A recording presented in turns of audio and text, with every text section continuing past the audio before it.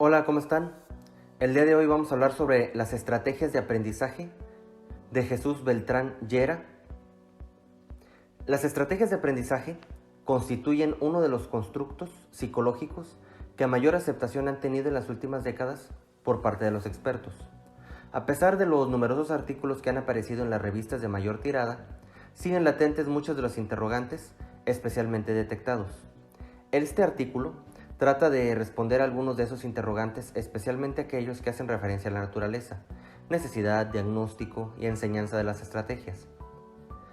Asimismo, se hace énfasis en la contribución de las estrategias a la construcción del conocimiento y en la necesidad de crear en el alumno, junto a las estrategias o capacidades, disposiciones positivas que favorecen en su supuesta capacidad. El artículo termina revisando los resultados de la investigación sobre la eficacia de los programas de intervención estratégica. A pesar de la popularidad de la que gozan hoy las estrategias de aprendizaje, los especialistas no han conseguido ponerse de acuerdo sobre lo que se entiende por estrategia, ni tampoco sobre cuáles son los límites que la separan de otros constructos afines. Por eso conviene clarificar algunos constructos que por lo general parecen bastante confusos. Concretamente, conviene distinguir entre proceso, estrategia y técnica. El término proceso de aprendizaje se utiliza para significar la cadena general de macroactividades u operaciones mentales implicadas en el acto de aprender, como por ejemplo, atención, comprensión, adquisición, reproducción o transfer, o cualquiera de ellas por separado. Estas actividades son hipotéticas, encubiertas, poco visibles y difícilmente manipulables. Por el contrario, las técnicas, por ejemplo, hacer un resumen o un esquema, son actividades fácilmente visibles, operativas y manipulables. Entre los procesos y las técnicas están las estrategias. Estas no son tan visibles como las técnicas, ni tan encubiertas como los procesos. Así, por ejemplo, la organización de los datos informativos que el estudiante lleva a cabo para comprender el significado que se esconde dentro de ellos no es tan visible como la técnica del resumen, ni tan encubierta como el proceso de comprensión.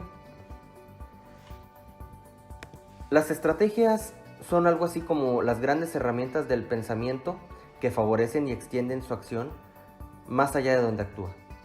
De la misma manera que las herramientas físicas favorecen de forma incalculable la acción física del hombre, las herramientas mentales favorecen la acción del pensamiento hasta límites increíbles. De ahí el nombre que algunos especialistas han dado a las estrategias, llamándolas inteligencia ampliada. Las estrategias de aprendizaje están directamente relacionadas con la calidad del aprendizaje del estudiante, ya que permite identificar y diagnosticar las causas del bajo o alto rendimiento escolar.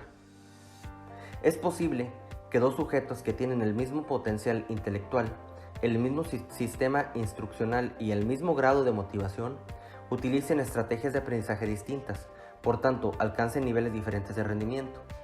La identificación de las estrategias utilizadas permitiría diagnosticar la causa de esas diferencias de rendimiento y mejorar el aprendizaje.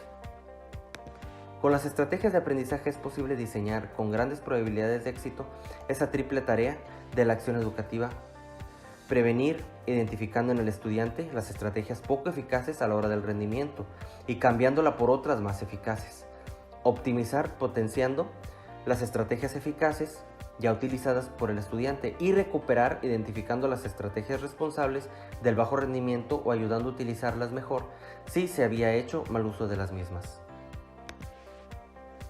¿Son necesarias las estrategias de aprendizaje?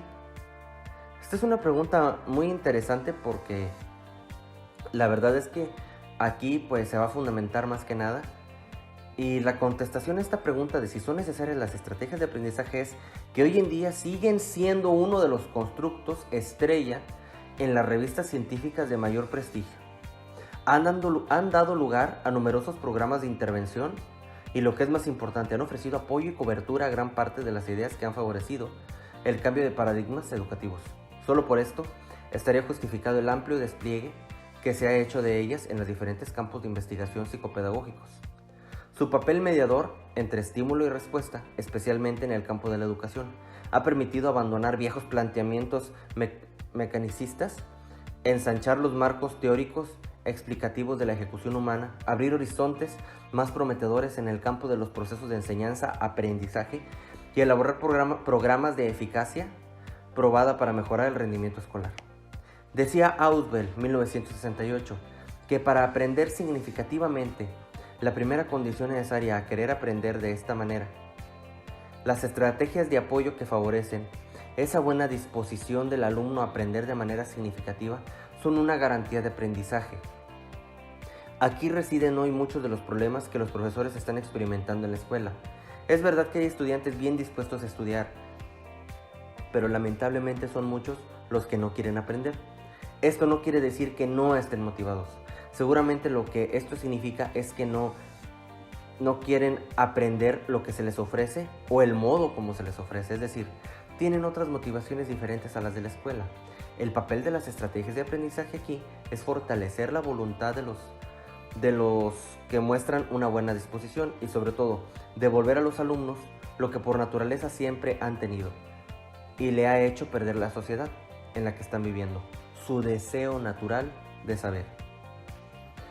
De hecho, mencionando a Aristóteles, decía en su libro de la Metafísica que todos los seres humanos desean por naturaleza saber.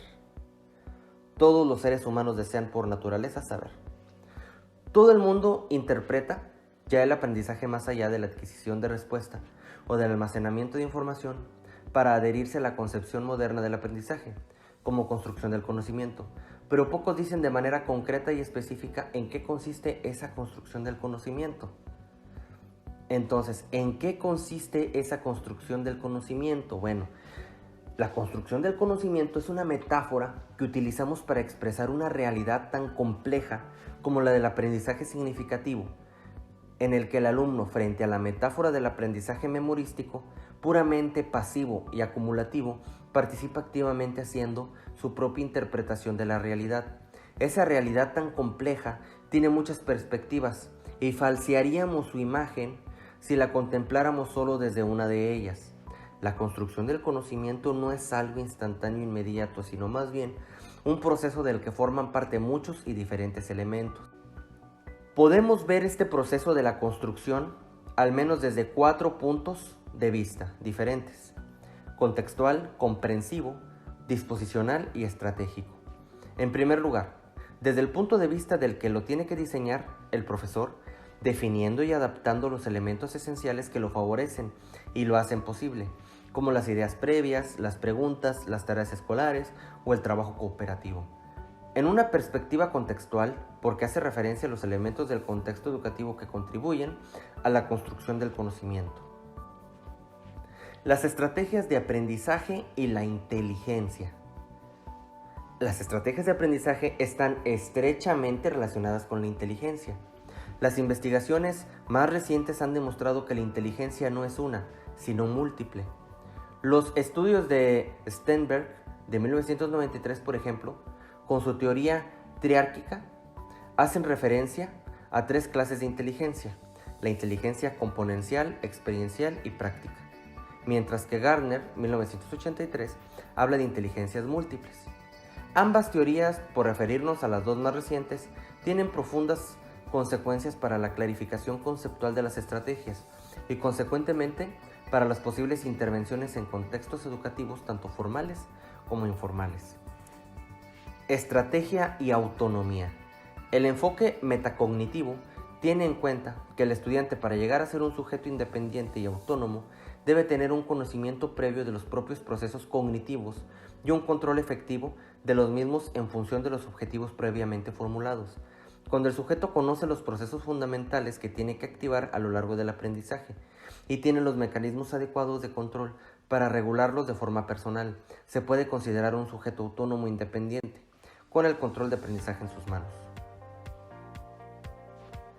Diagnóstico. ¿Cómo se mide un diagnóstico en las estrategias de aprendizaje? Una forma rápida de diagnosticar las estrategias de aprendizaje es utilizar algunos de los cuestionarios existentes, con la ventaja de que permiten obtener rápidamente un perfil de cada uno de los sujetos y compararlo con el perfil de otros alumnos, incluso de culturas diferentes. Por ejemplo, tenemos lo que es la autonomía, que son estrategias metacognitivas, que es la planificación y regulación. o sea, la evaluación. Después tenemos la voluntad, que son estrategias de apoyo, que es sensibilización, motivación, afectividad, control emocional y las actitudes que se tienen hacia esa estrategia.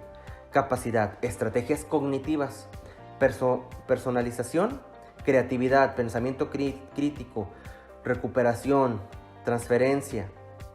Y luego por último tenemos la capacidad, las estrategias cognitivas, que es ya la elaboración, la selección, la organización y la elaboración. Bueno, pues esto sería todo por parte de las estrategias de aprendizaje por parte de Jesús Beltrán Llera. Pero mencioné hace un momento también sobre el concepto de la metacognición y me puse a investigar sobre ese tema y menciona que la metacognición es el proceso por el cual nos hacemos conscientes de nuestro propio aprendizaje. Identificamos habilidades, limitaciones, herramientas, conocimientos previos, conocimientos nuevos, progresos y su aplicación práctica para hacer frente a las distintas situaciones que se nos presentan en la vida. También existe dentro de la metacognición una escalera.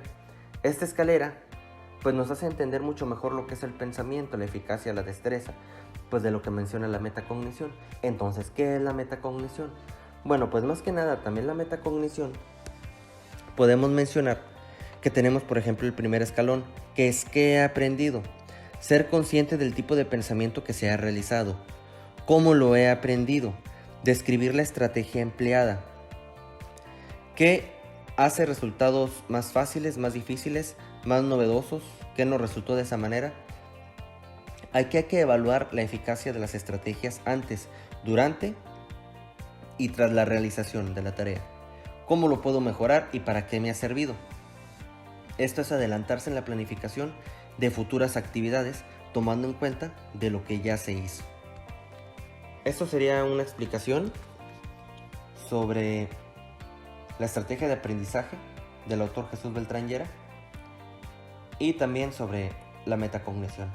Y sería todo por el momento y que tengan un excelente día.